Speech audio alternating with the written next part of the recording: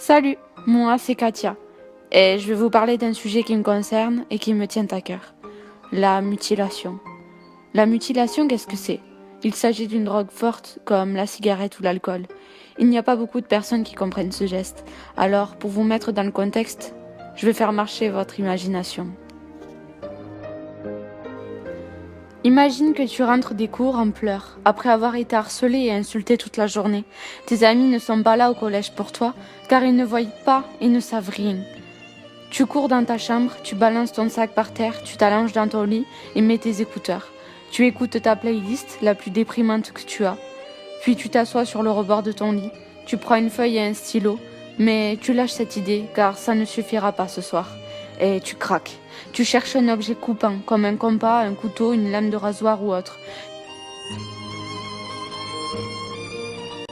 Tu regardes dans un des tiroirs de ta cuisine et tu aperçois le couteau que ton père t'avait offert avant qu'il décède, lorsque tu n'avais que 7 ans. Enfin, tu remontes tes manches, ouvres l'objet tranchant et tu te coupes. Cela fait mal, mais tu te sens soulagé. Tu retraces un deuxième trait, puis un troisième. Tu te remémores ce qu'on t'a dit dans les couloirs de ton collège. T'es grosse, t'es moche, tu mérites même pas de vivre. Sale truie, suicide-toi. Lorsque la douleur est bien trop forte et que le sang a assez coulé, tu pars dans ta salle de bain, tu prends un bandage et tu te le mets autour de tes poignets. Grâce à ça, tes parents et tes amis ne verront pas ce que tu endures. Tu passeras la nuit à pleurer. Le lendemain matin, tu mets un pull à manches longues pour éviter que toute blessure se voie. Tu arrives au collège, tes amis s'approchent de toi. Tu recules par peur qu'ils te touchent et qu'ils sentent ce que tu as fait la veille. Ils te demandent si tu es dans ton état normal et tu réponds que oui, en faisant un signe de tête.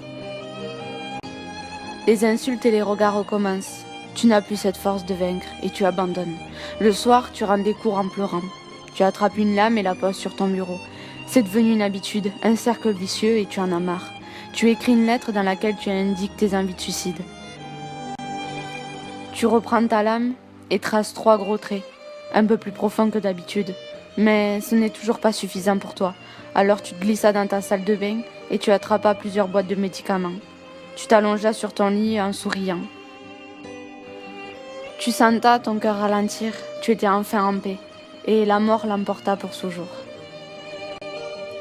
Lorsque vous voyez des personnes en détresse, ne les laissez pas tomber, en pensant que ce n'est rien de grave. Vous n'êtes pas toujours avec elles. Vous ne savez pas ce qu'elle fait lorsqu'elle se retrouve seule. Méfiez-vous des apparences.